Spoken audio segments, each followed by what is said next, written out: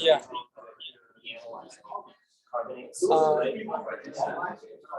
Can we have everybody's attention, please? Yeah.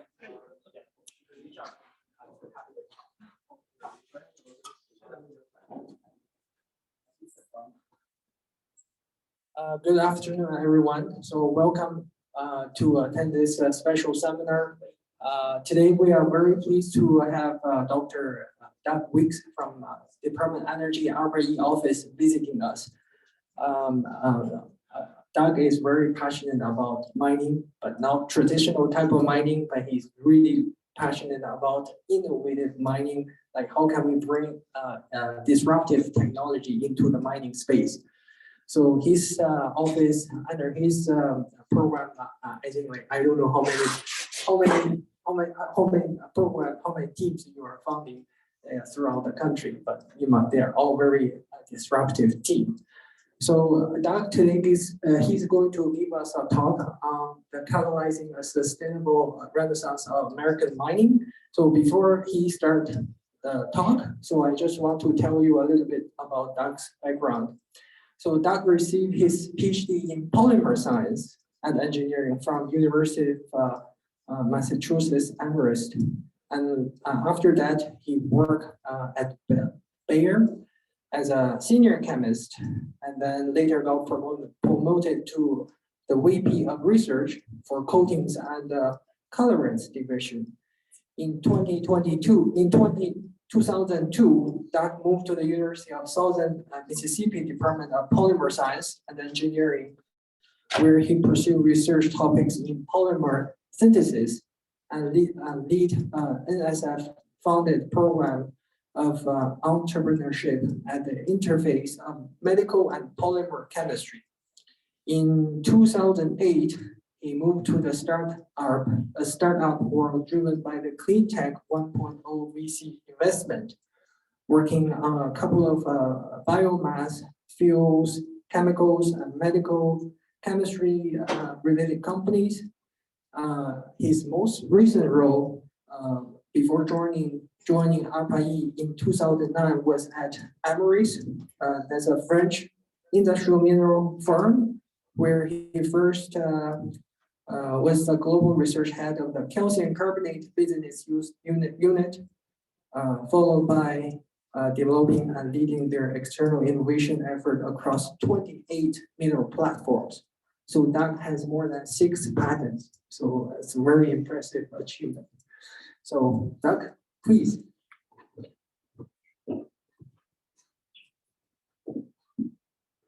Thank you. Thank you, Bob. Can everybody hear me? Yeah. Okay. So I'm going to give you kind of a different talk today. So this is a talk that I go out and as Pengbo says, I'm passionate about changing mining. And so I want to give you some insights into thoughts that we have about the future, but also get everyone in this room paying attention to paying attention to what's needed, but also giving us ideas about what we should be funding. The Department of Energy does not know a lot about minerals in the future. It's a challenge. We don't have a Bureau of Mines anymore. And the Department of Energy is picking up a lot of that responsibility. But we need to know what the crazy ideas are that could transform this industry. So what am I going to talk about? First thing I want to show you is fossil fuels, is how much you use. Everyone in this room, this is the amount of fossil fuels you will use in your lifetime. By the way, you'll notice this is a group called Visual Capitalists. If you want to lose yourself in all types of visuals and this, get great graphics, Visual Capitalist is fantastic. You'll see a whole bunch of their stuff. On this, but this is a person, right? That's how much coal you're going to use. That's how much oil, and this is the cloud of natural gas floating over your head. So that's not what I'm going to talk about, though. This is the amount of extraction we're already doing for every person. So I'm going to talk a bit about ARPA-E, and then I'm going to take you all on a peek into the abyss.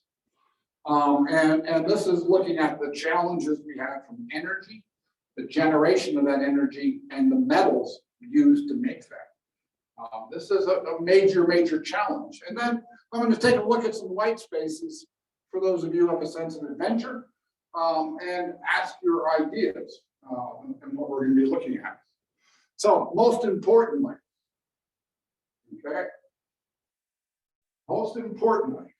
I'm here to start a conversation.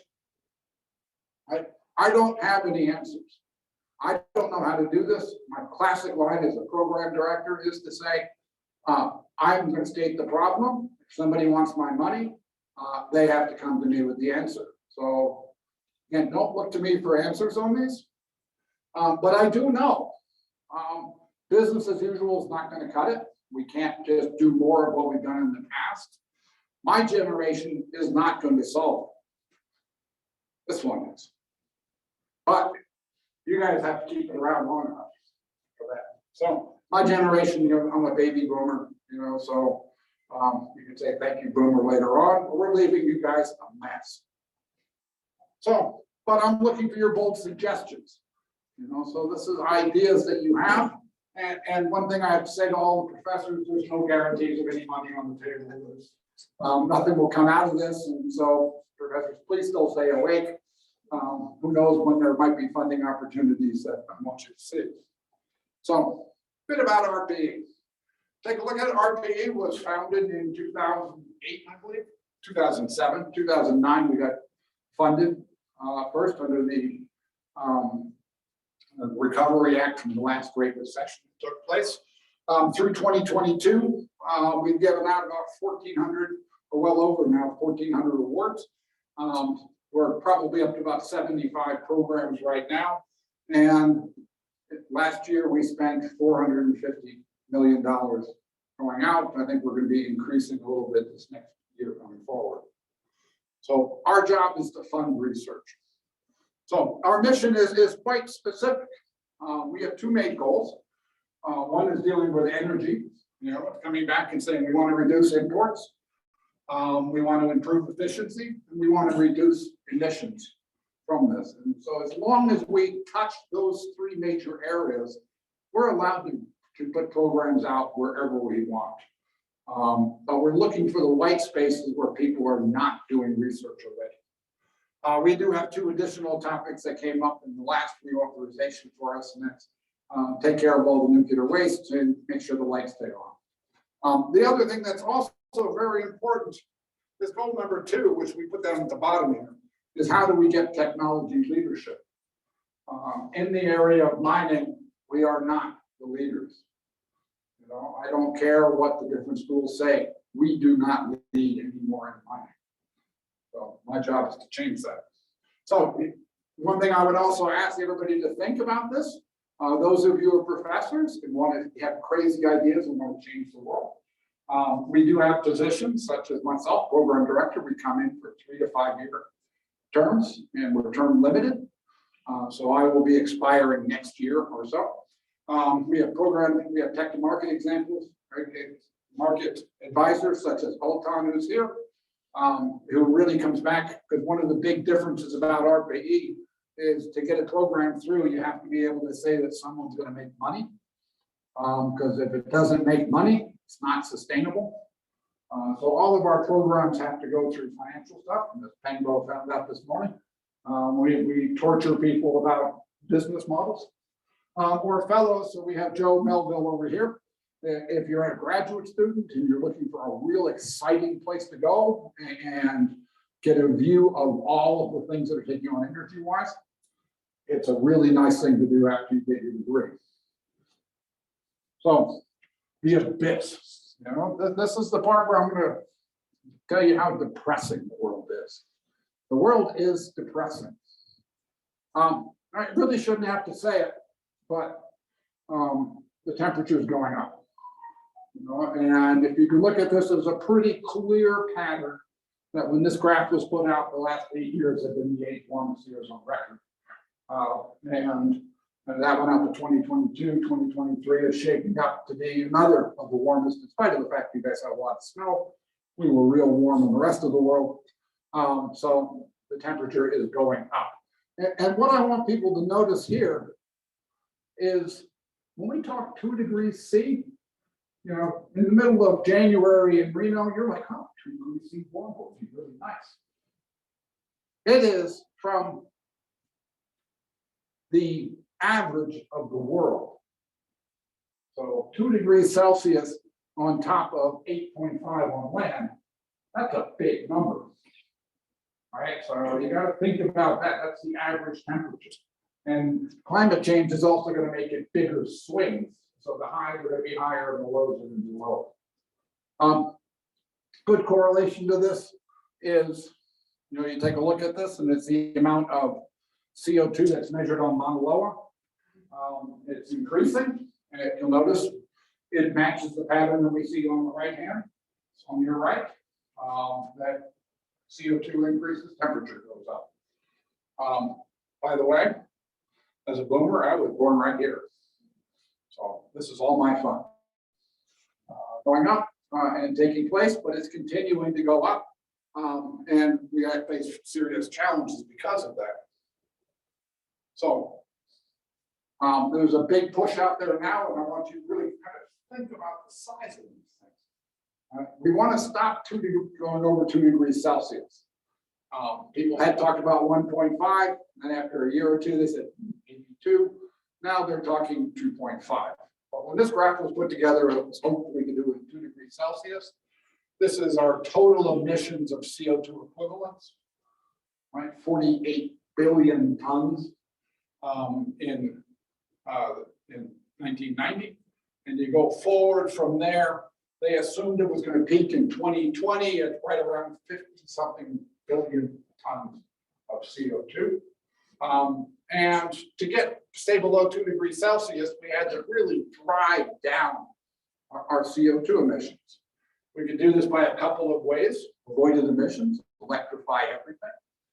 From this, we have some remaining emissions that we can't get rid of, right? That are down on the bottom. And so we actually have to look at negative emissions. This is a very bizarre concept. We actually have to figure out how to pull CO2 out of the atmosphere. And I have a whole bunch of programs in that area that I won't touch on. But important for everybody to know, they said it was going to peak in 2020. Did it peak? Or business as usual? All right, there's going to be more CO2 equivalents emitted in 2023 than there was in 2020. There's going to be more in 24 than there was in 23. And what that tells us is to try to control the temperature. This line is going to get steeper and steeper and steeper. So we have to really do stuff to go fast. And by the way, I should say one of the nice things about being at ARPA-E is you get to see everything. The bad part about being ARPA-E is you get to see everything. So you get to see the good and the bad. So how much energy do we need to replace? We all sit down there and we think about gallons of gasoline and kilowatts and terawatts, or the kilowatts, what we think about, or this watts or 100-watt light bulb. This is the amount of energy consumed by the world. And so this goes through 2022. And if you look at it, it's right about 174,000 terawatts. Graduate students, how many zeros in a terawatt? Anybody want to guess? That's big numbers. Numbers are huge, right? Tera is 1,000 gigawatts, right? So and a gigawatt is 1,000 megawatts, and a megawatt is 1,000 kilowatts. And so if you add that up, that's a lot of light bulbs that we have to do. And this is the total energy use. I'm not going into the types. And what you'll notice is coal, oil, and natural gas are a major portion of that right now. And the thing to note is, traditional biomass, this is people burning up our woods, is that this number was adjusted a little bit by COVID.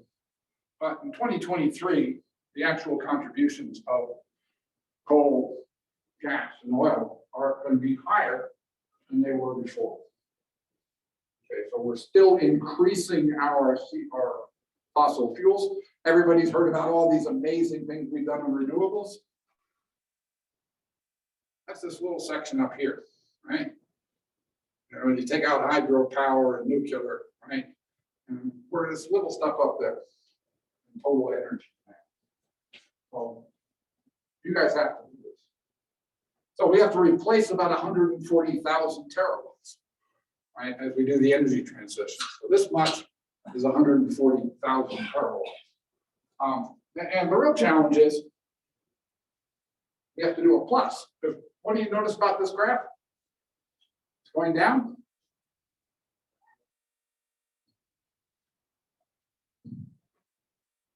You got to look at all future growth. Growth is going up somewhere between 2 and 5% per year for the future. So that tells us if it's 2% growth, we have to do that 140,000 to replace it, plus come up with 150,000 additional. If we're at 3% growth, we have to do that 140 plus 237.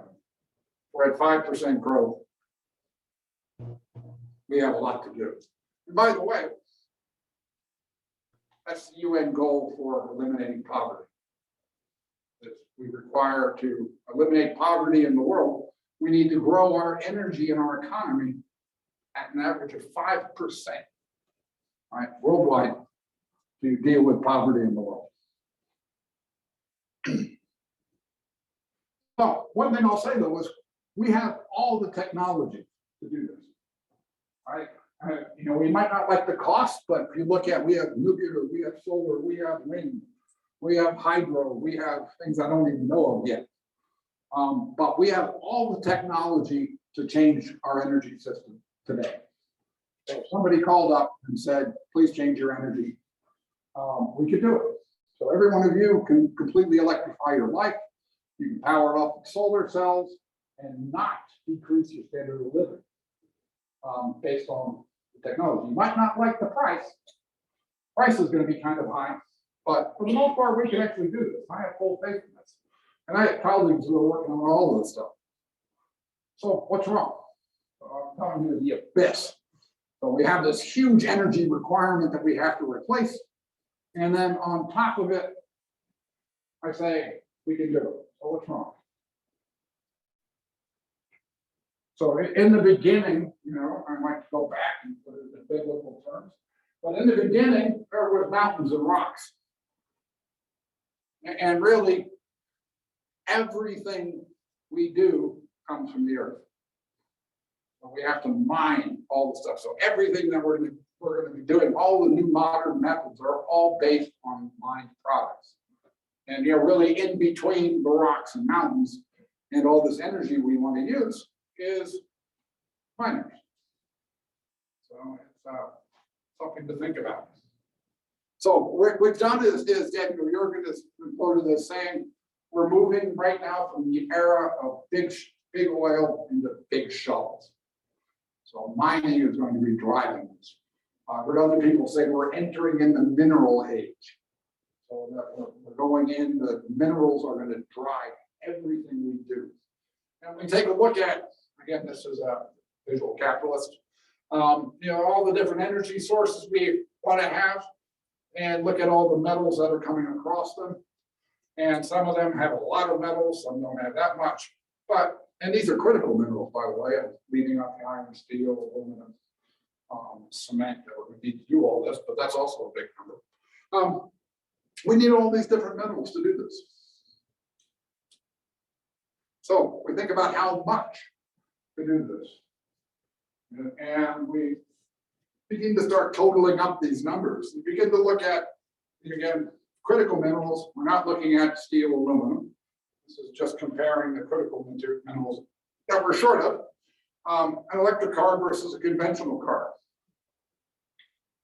Well, it's 6 times as much minerals are needed for every car.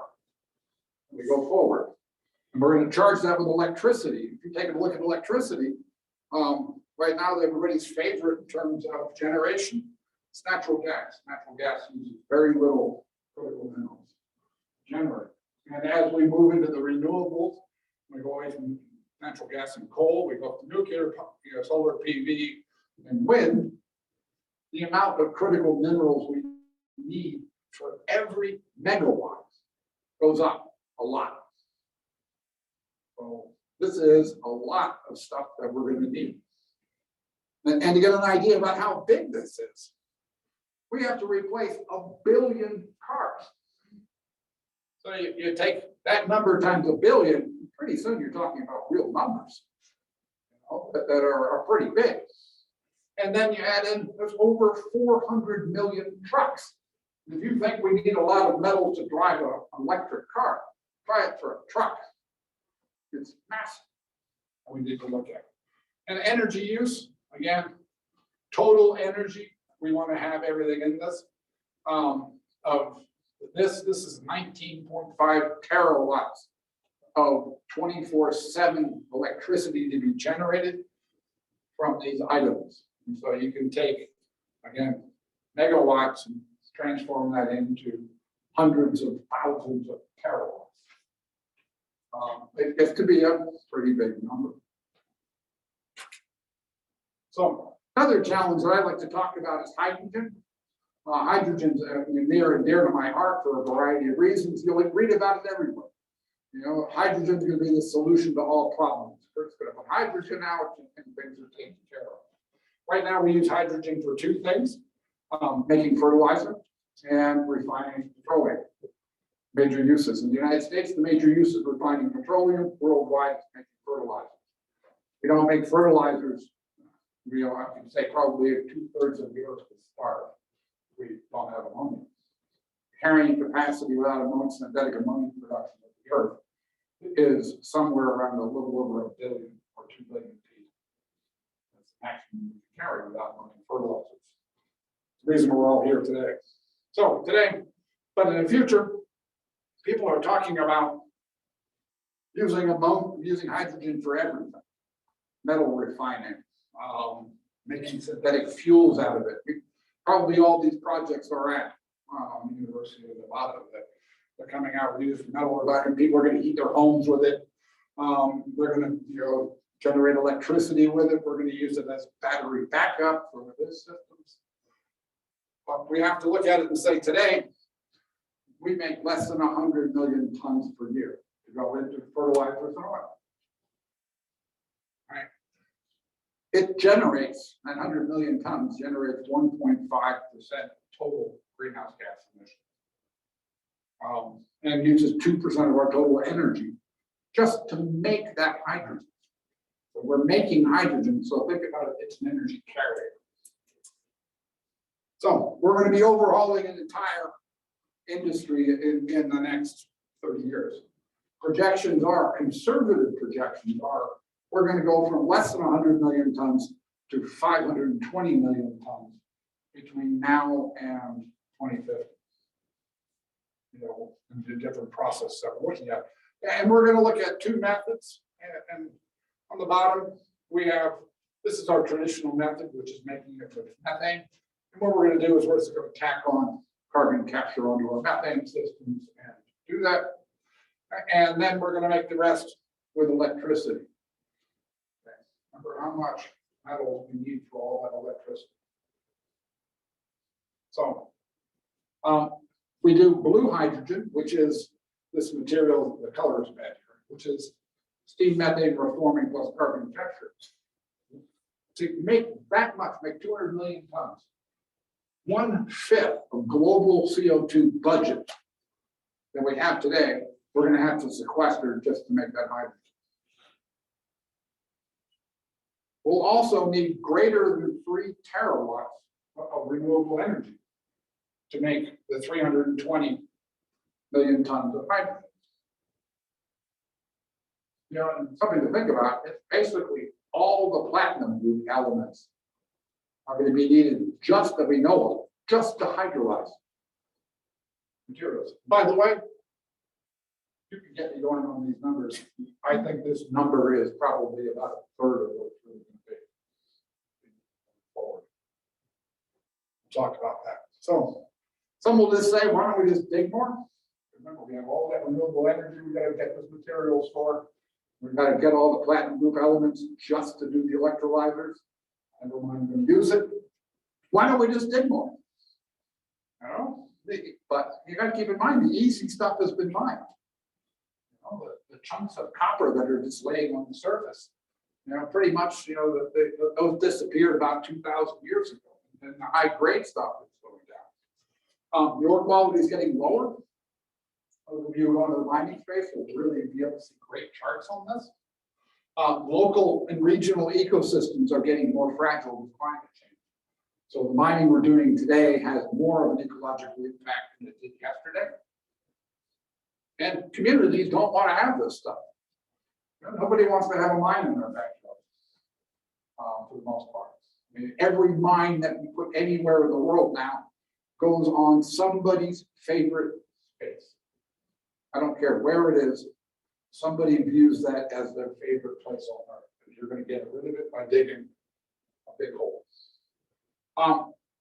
Society does not want us to extract resources. You know, they come back and they say, please don't do it.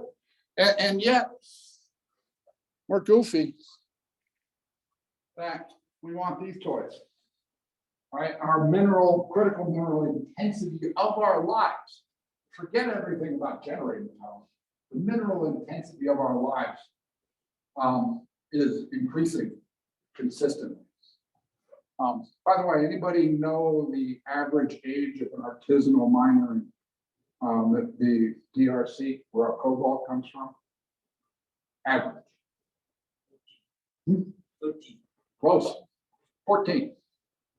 14 is the average age of artisanal miners in the Democratic Republic of Congo. And most of the cobalt in our batteries comes from them.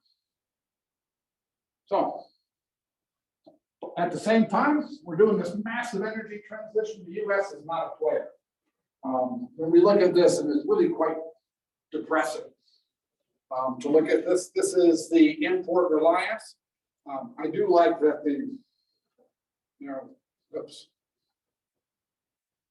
on top, you'll see we still import arsenic and asbestos, which is bizarre to me that we import these materials.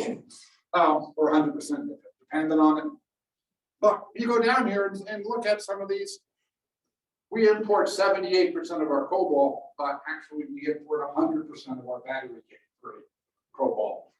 We import 47% of our nickel today, but we import 100% of our class 1 battery-grade nickel. The rest of it is dug up as mixtures with iron. We import 100% of our battery-grade lithium. I was always puzzled by the fact that we said we produced 75% of our lithium needs. That's actually lithium clays that go into ceramics. So that the USGS counts that as a lithium source. And when our organization was started, it was because we had peak import of hydrocarbons into the United States in 2005 was 30%. And that was viewed as a strategic threat to the country. 30% of what we imported, of what we used for fossil fuels, was imported. That was totally unacceptable. Anybody want to guess on how much we import today?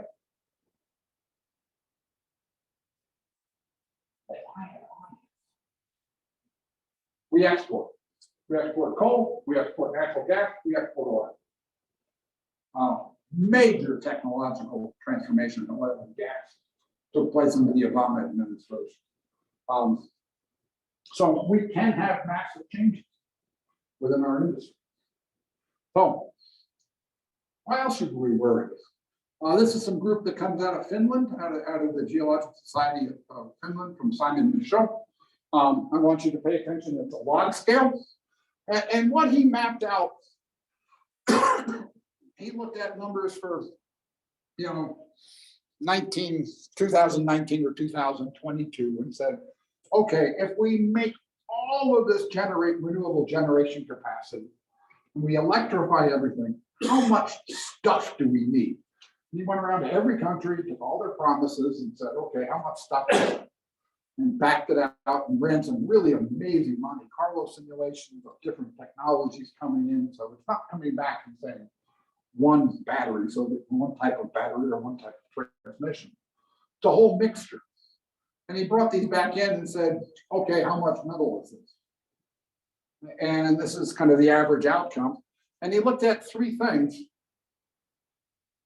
or two things. He looked at two scenarios. One saying that we're going to electrify everything, and we need to have battery backup for, I believe it was what, 4 weeks. We need to have battery backup for 4 weeks. This is coming back and saying if we had an eruption of a volcano and the sun got washed out in that area, everybody wants to make sure that they're going to be able to keep the heat on for 4 weeks, or with the doldrums. And you want to keep industry going. Industry wants 4 weeks of backup. If you're going to give them renewables, you can't shut a steel mill down in a few hours. And people complained about that was an overestimate. And by the way, that's the red line. And this is millions of tons of the different metals we're going to need. And so he did another one looking at saying, okay, well, let's do 48 hours of backup for these systems. And then kind of looked at that and said, okay, what is the reported reserves we have of these? Okay, not how much is out there, but the reported reserves. So this is the mining people say, we know where it is, we know how to get to it. So this is the stuff that they can mine by 2050. And that's the yellow one.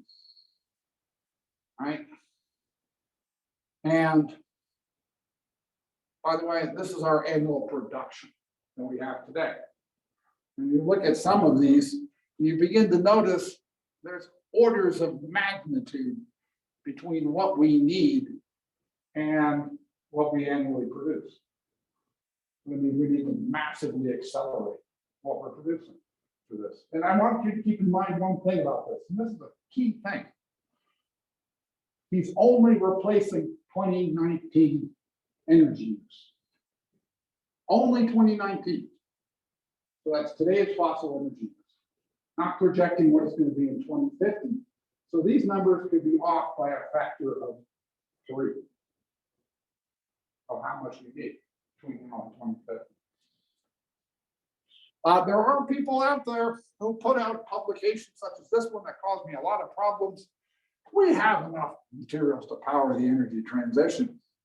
They come out there and say, and yes, if you take the entire Earth and you sort out all the metals, they're all here. We don't have to go to Mars. We don't have to go to the moon. We have enough stuff here. With some caveats that they said, a few things that they said about this. I like this one. It's 450% increase, which is the amount we need to mine, increases by 450%. All right. The other thing is, they come back and say, getting it out of the ground is the tricky part. So yes, it's there, but it's the tricky part. This is not based off of reserves. This is based off of the fact that we know it's on Earth someplace. And the one thing I want to say is this 2020 study of the World Bank projects globally by 2050 a 13% decrease in global energy use. 13% projected decrease from 2020 to 2050. That's what all the world numbers are based on, is that number. So be careful when you look at forecasts. So how much are we talking about? This is all the metals we mined going around. This is all the iron ore. That's all the industrial minerals that we look at. We got the princess precious metals down there on the end. Pengbo stuff is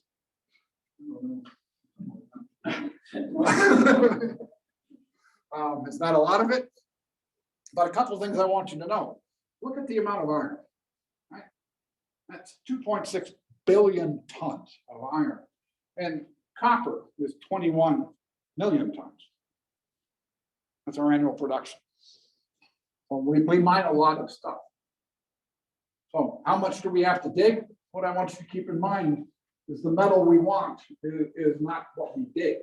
We dig up materials And we look at it, we have left behind tailings and slag, so we take the metals we do, we put it into our processes.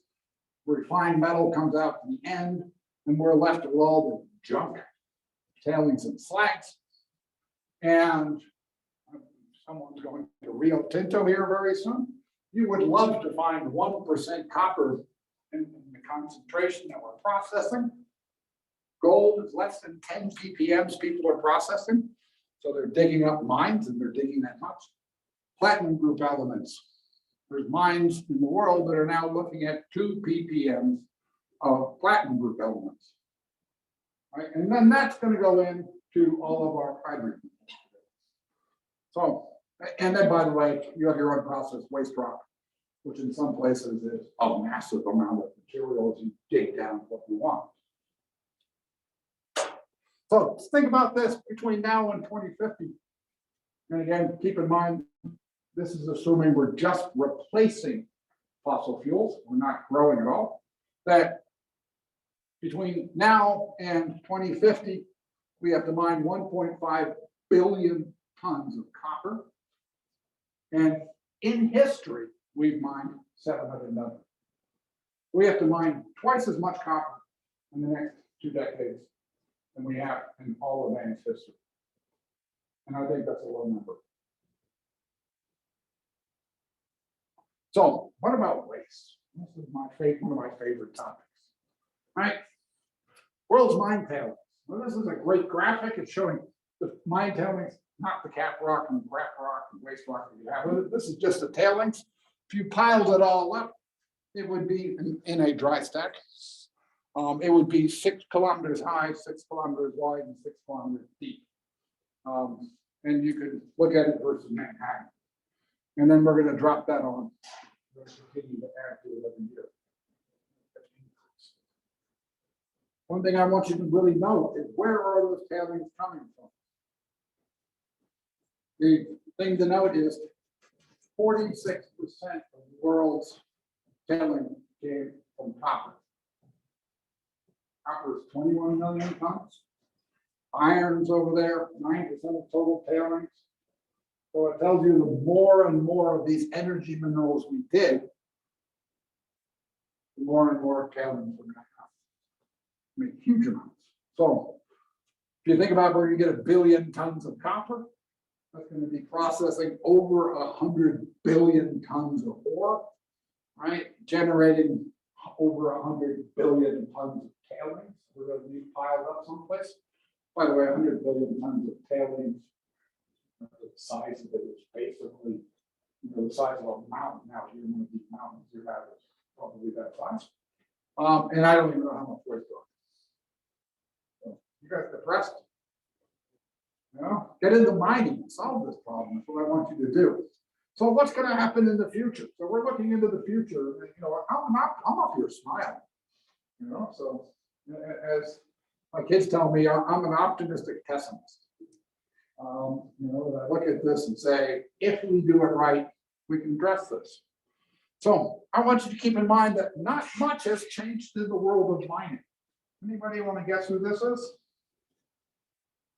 All right, an old guy. You know, why would I show this? His name is Pliny the Elder.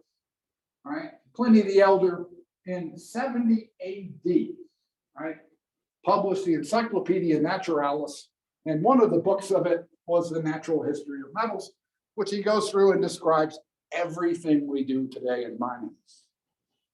He goes through and he talks about flotation, comminution, calcining, heat leaching, flotation, beneficiation. It's all been done. So I visited Mountain Pass yesterday. He would have walked around and said, I know this, I know this, I know this. I'm impressed. You don't have any oxen and you have less slaves involved. But not much has changed. So I'm going to challenge everybody to say, let's do something Pliny the Elder would recognize. You know, that, by the way, there's only 2 major advancements in the last 200 years in the mining space. One is the Bayer process for making aluminum, and the other one is electrowinning of copper. Other than that, on a big scale, we do everything we do now, plenty of the elderly. Or hit the Romans that eat them too much, but you know, how can we look at metals from everywhere? You know, and I have a program on carbon negative mining. This is what I fund Penghu on. Saying, can we use getting rid of CO2 for this? Can we look at landfill mining? Landfills have a higher copper concentration, by the way, than the oil we mine. Can we look at remediation mining? So instead of just getting rid of cleaning up an old mine, can we do extract metals out of the mining process? I know people are doing that. Can we do seawater mining at scale? I'm not talking about like plucking nodules off the bottom of the ocean, but can we get the parts per billion and parts per trillion rare critical minerals out of seawater? Can we really do true recycling? We talk about recycling, we don't recycle. It's pretty ugly what we do.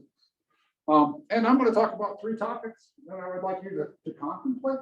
And you should be thinking about ideas all across these. You know, one is going to be looking at what I'm going to call mineral distillation. Another area is laparoscopic mining. And then I'm going to talk about very quickly one of my favorite topics, and that's geologic hydrogen. So, how do we valorize everything we dig out of the ground? So, you might want to go to tailings piles. You can go down and see them here in Las Vegas. You can go up to the mountains, you know, around here and find tailings piles all over the place. This is one I believe from Arizona, with a real mountain in the past, in the back, and a waste pile in front. What's in there? What's in our tailings piles? You know, copper people are going in and taking copper out, maybe a little bit of gold and silver. For copper, it's typically calcium, magnesium, iron, aluminum, and silicon. The primary components of what we just throw under these piles. All this stuff is mined somewhere else. There is someone mining everything of this, right? So how do we look at this and say, instead of throwing it over the hill, why don't we do a fractionation of it? Basically come through and say, we're just going to take what we take out of the ground and take everything and put it to use. Not an easy problem. But, you know, all the elements in a tailings pile are mined somewhere else. You know? Can you look at this like an oil refinery? We'll be coming back to an oil refinery in just a second. And saying if we stack the value, does the whole stack make money versus the individual components? So you don't think about piece by piece. And so let's go back and look at in the beginning for oil. This is the original Standard Oil refinery that Rockefeller bought, 1868. One product. I made one product only, and that was kerosene. They brought in a barrel of oil from Pennsylvania or somewhere in Ohio, threw it into a distillation column with an air-cooled condenser, and basically slashed all the gasoline off and what we call gasoline lights off into the air, caught the kerosene, and dumped the rest in the river. Literally. They dumped it right in the Cuyahoga River. There's still a pile of tar right offshore where this was in the Cuyahoga. That's that. Right? And think about where we progressed from that. By the way, the yield was less than 30% in the barrel of the oil. This is a chart that was drawn up in 1958, right? And it's going through, and it's talking about all the things that come from a barrel of oil in 1958. So this is, you take crude oil, you take it out. One thing I want you to note is down here on the bottom, in 1898, right? So this is 30 years after Rockefeller, we had 3 products, right? We had kerosene, which made money. They had gasoline, because they shifted to water-cooled condensers on their distillation columns. They got gasoline, and they didn't know what to do with it, so they sold it as a paint thinner. It went in for drying oil paints, which we had cars back there. And then they had black oil, which they just dumped on the roads to stop dust. And then in 60 years, made this. And I've asked oil companies now to come back and say, what would this tree look like today? And it's, we'd have to draw it as a pine tree. There's that many products coming out. So many little needles. One thing I want to tell everybody to think about when I say be innovative. Every one of these, nobody knew a use of when it started. So an engineer fractionated it and said, oh, I got this oil. What can we use it for?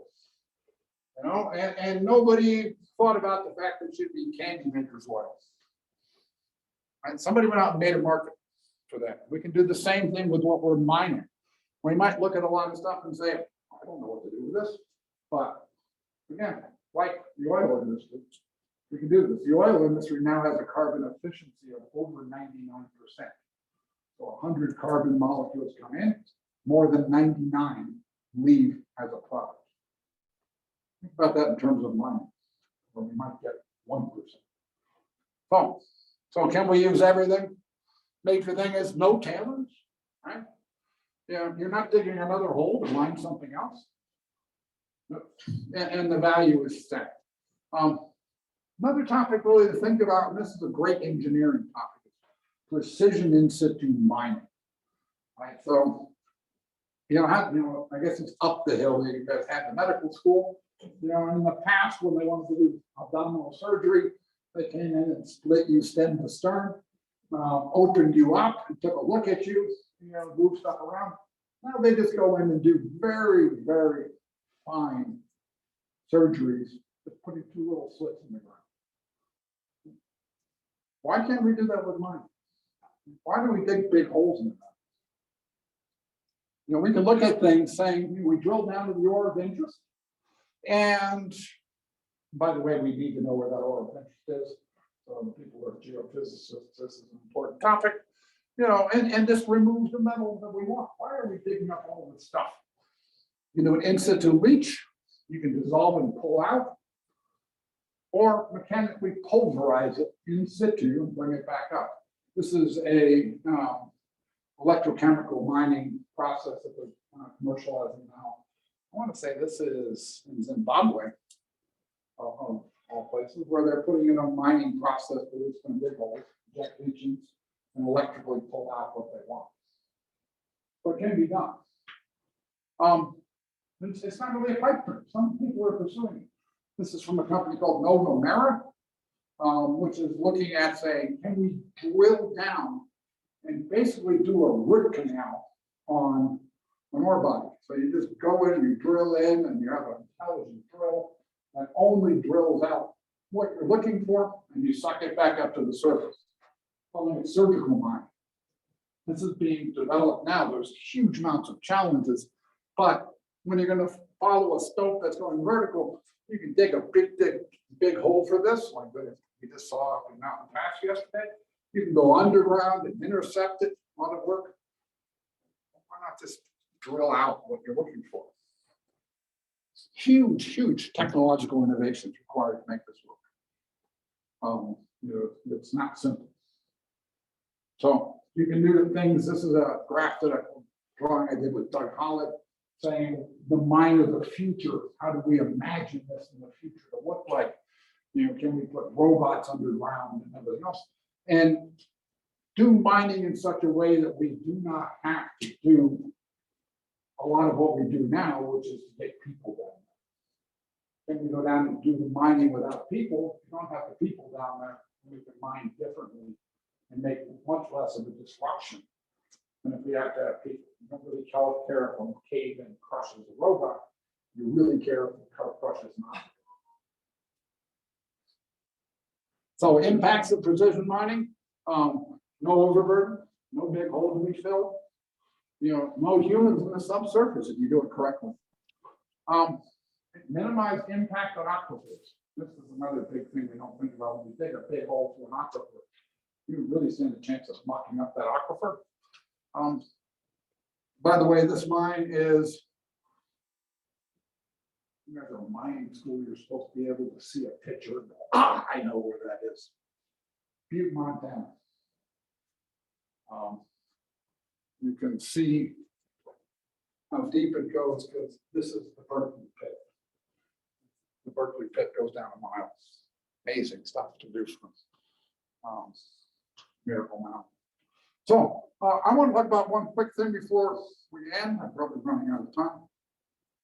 And it's geologic hydrogen.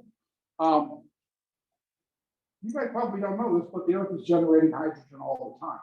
So if you go to Old Faithful or go to Yellowstone and look at the amount of hydrogen that's coming out, there's hydrogen concentrations over the thermal springs of almost 10%.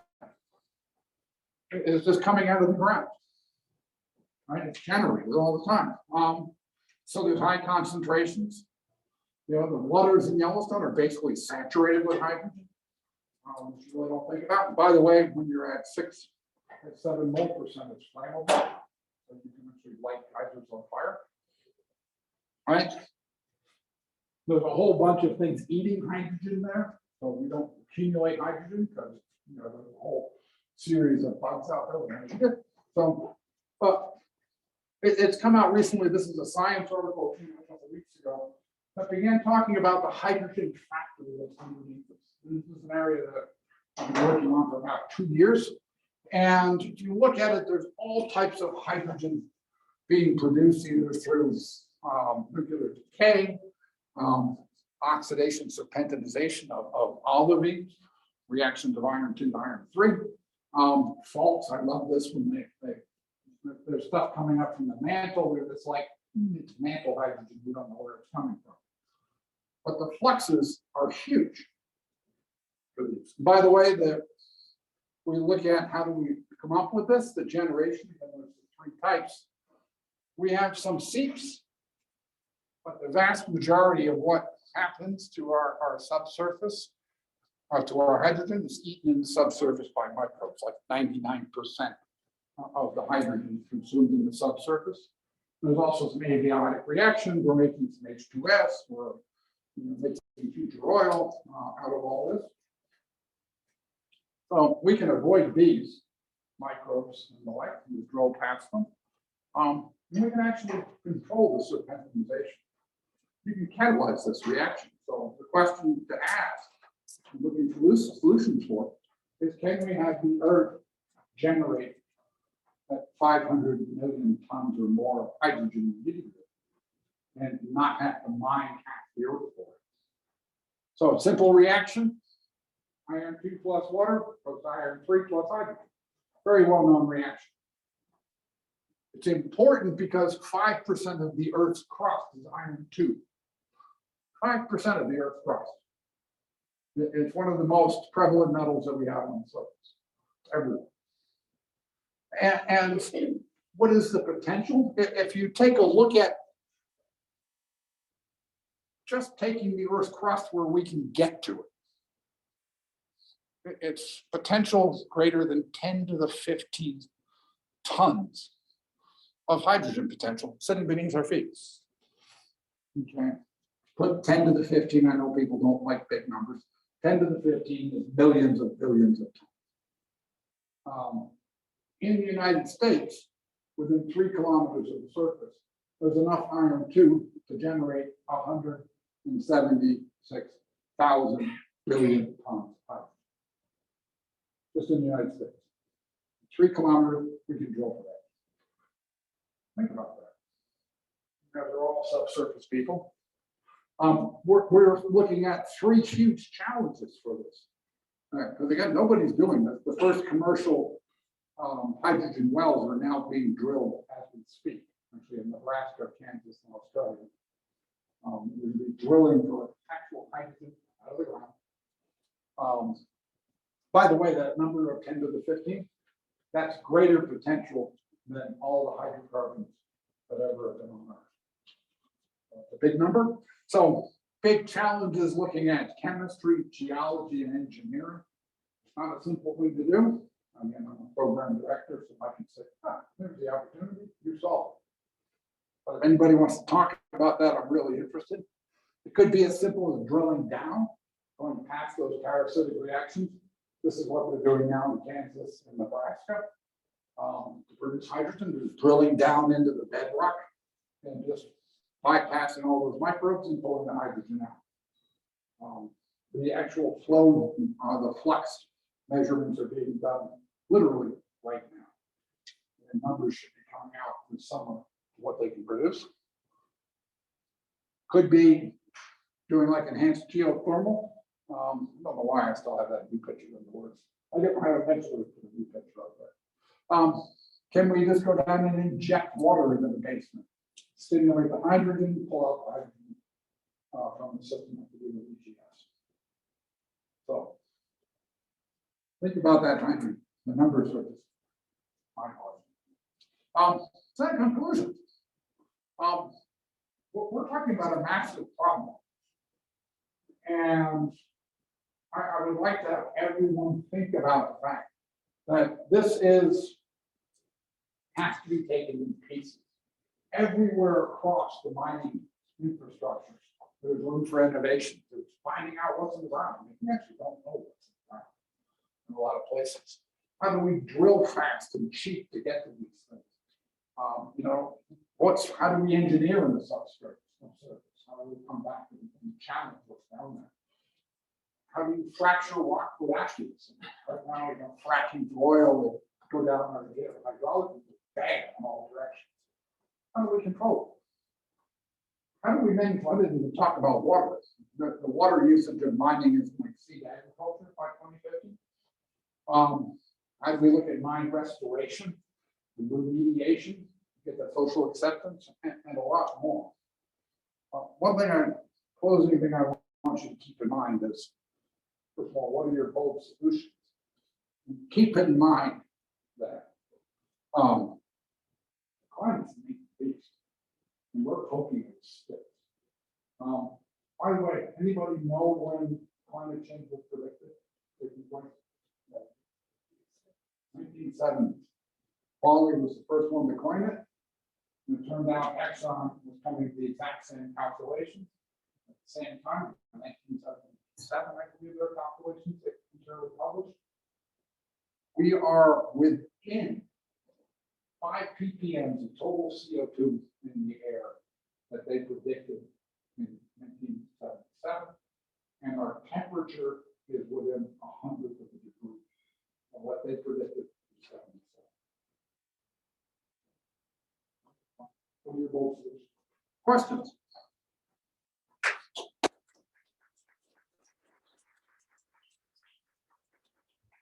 Thank you very much, Doug. So it's very inspirational talk. So if you have any questions, we have a few minutes. Yes. I have one question and one recommendation. Question is, how is your vision about deep sea mining? The question is, what's my idea about deep sea mining? Let me see. We're poking it with sticks. The soft underbelly of the beast is the ocean. We have enough on land. It can be done. I'm personally against it because we don't know what's going to happen. The cost is astronomical. And my suggestion is about those disruptive type of technologies for mining. You mentioned why DOE doesn't support the kind of competition like that NASA was supporting lunar mining type of competition for students. DOD was supporting subterranean, competitions. Why DOE not? Because nobody came and asked us. Okay, we are asking right now. You come back in and you start submitting proposals and the opens and talking to program directors and said, we need to do this. I mean, we have an entire educational portion of the DOE that's just been launched around critical minerals.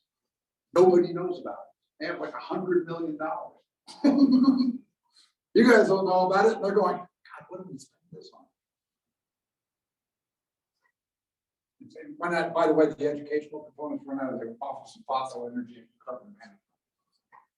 You mentioned at the beginning that when you guys look at proposals for new technologies, you're taking into account the financial benefit. Yeah. How do we there's still a lot of subsidies going into oil and gas. Do you also look at how that relates to any new technologies that might be coming out? Most of our technology is the first cut is to say how much is it, what does it cost without subsidy. So for hydrogen, the estimates for geologic hydrogen are between 10 cents and $5 per kilogram, $6 per kilogram, is where our estimates are. We can look at those and say, if the program is successful, we can make money. Some other projects, if you're looking at CO2 capture.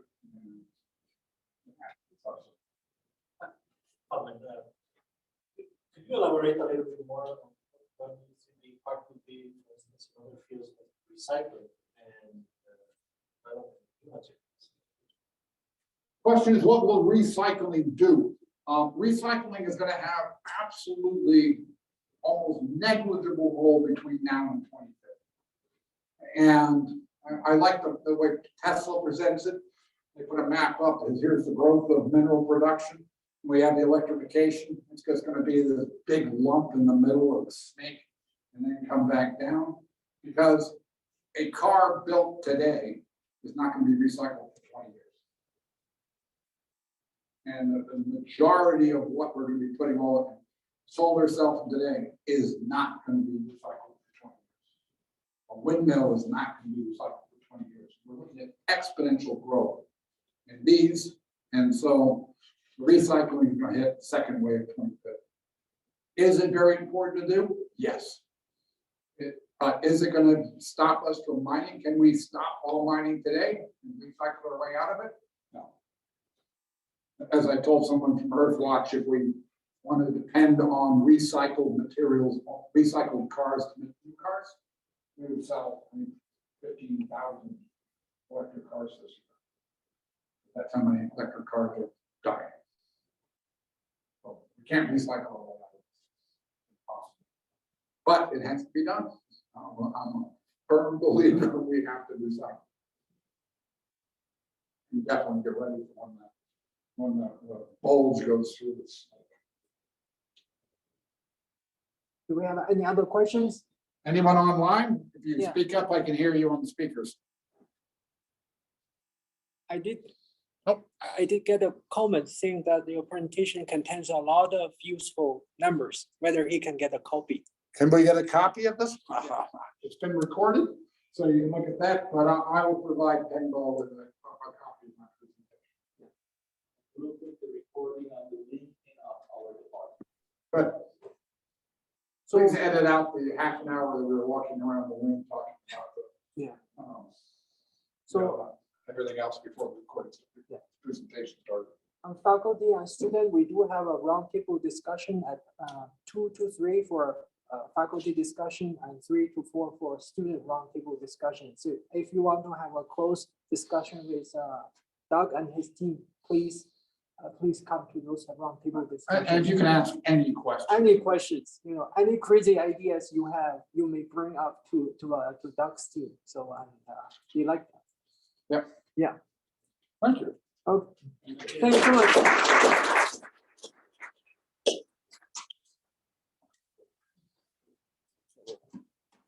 Lunch.